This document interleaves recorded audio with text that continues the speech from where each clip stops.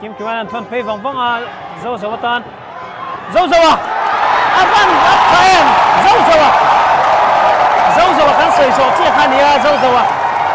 avan goal moi tereng em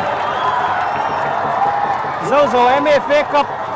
top scorer nilai San Marian the 18 player Hello India nei zota ka final hat-trick siam thei ko ba theina nei tia kan soi zo chi khania kim kim ball vor so po tha khop maya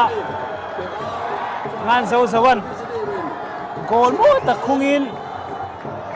samphai kana lam hi 1-0 in ma suai puita khelawan munom tereng em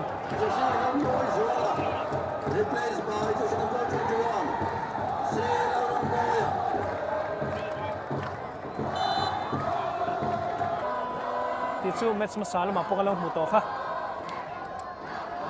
leng puila min chance fiking train thatak position thatak den neya a goal e tuna hani kan sei zo chawa goal nang khung ta leng puila min jersey number 8 Jacopania ben satanga ron lu khania fence selama tan phengal nal maya fence sekon lawa pur thiam trina ansipur ansuta Jacoban dikhan ansipur ansuta ben satanga ron lu tani ani kha leria ron thak tu khania kan golden hunso tikhanin 1-1 anita ani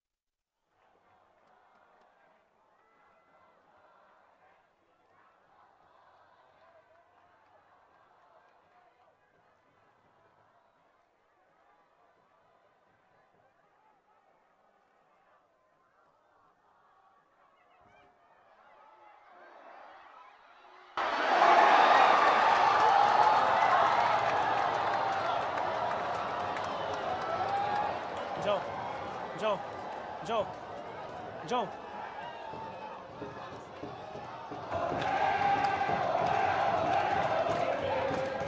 Goal kick niya.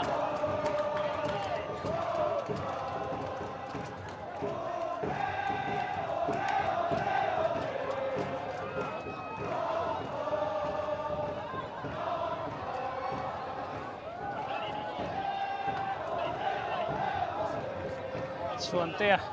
paron tan mata vang khop maya chu ball in thatok lova ma te ronin siam thatchau lea yan ati hi final run shot theng etani ole tikha